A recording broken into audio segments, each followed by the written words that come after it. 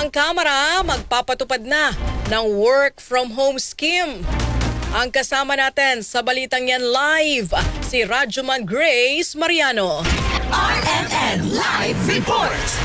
Magpapatupad ng work from home arrangement ang House of Representatives bilang pagsunod sa utos ng Malacanang na magtipid ng gastusin sa harap ng tumataas na presyo ng langis at kuryente dulot ng kaguluhan sa gitnang silangan.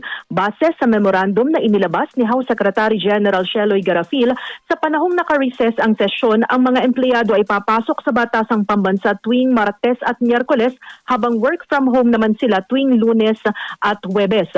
Sa mga araw naman na may plenary session, on-site ang mga empleyado ng Kamara mula Lunes hanggang Miyerkules at work from home sila tuwing Huwebes.